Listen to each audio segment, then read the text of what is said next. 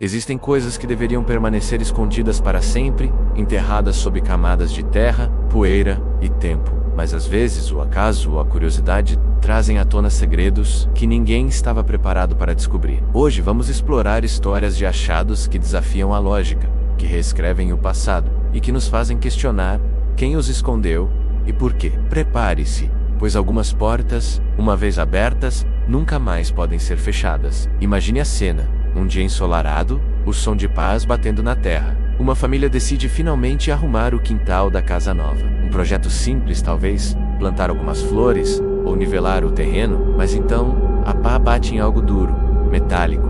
Não é uma pedra.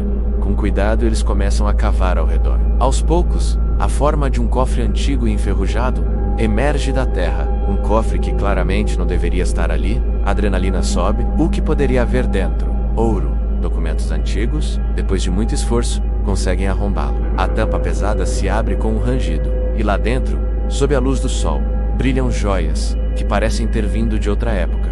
Colares, anéis, pulseiras. Mas junto delas, há papéis amarelados.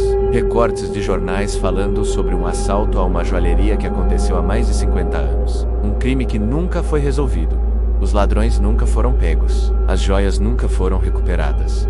Até agora, de repente, o quintal ensolarado se torna a cena de um crime esquecido. E aquela família se vê segurando um pedaço de um passado sombrio. Um segredo que a terra guardou por meio século. O que você faria? Devolveria as joias, reabrindo uma ferida antiga? Ou guardaria o segredo, tornando-se cúmplice de um crime do passado? Vamos para uma estrada deserta, onde só se ouve o vento. Um motorista de caminhão, cansado após horas ao volante, vê algo no acostamento. Uma mala. Não uma mala qualquer, mas uma daquelas de couro, antiga, com fechos de metal. Parecia ter sido jogada de um carro em movimento.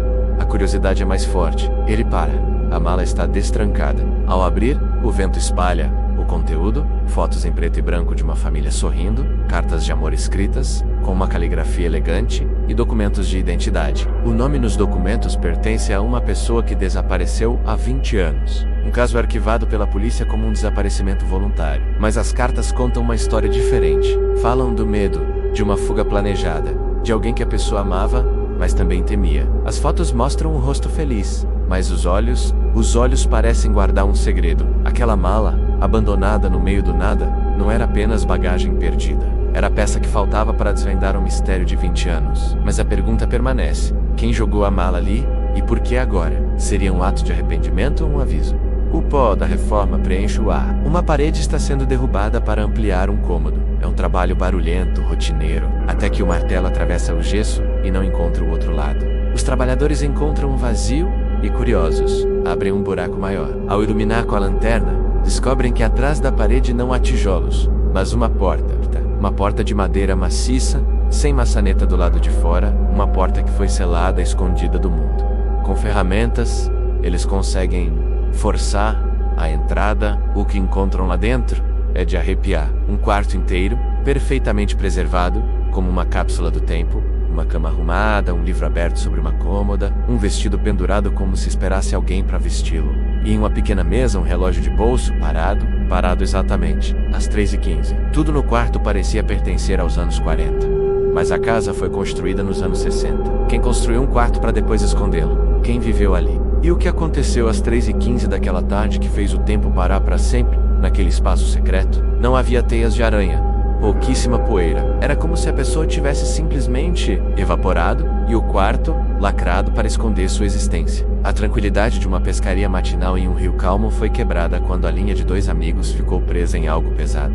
Muito pesado. Eles pensaram que era um tronco, talvez um pedaço de lixo grande. Com a ajuda de outros pescadores, começaram a puxar. O que emergiu lentamente da água barrenta não era natural. Era uma caixa metálica verde-oliva, com marcas militares, bem fechada hermeticamente, e com instruções. A curiosidade deu lugar à tensão. Com muito esforço, eles conseguiram abrir a caixa. Dentro, protegidos por invólucros à prova d'água, estavam mapas. Mapas detalhados de instalações militares que não existem oficialmente. Junto deles, documentos carimbados como confidencial, com planos de operações secretas, nomes codificados e datas. Era material que poderia reescrever a história recente de conflitos e espionagem. Os pescadores, assustados, Entregaram tudo às autoridades. A história ficou ainda mais estranha. Nenhum governo assumiu a origem da caixa.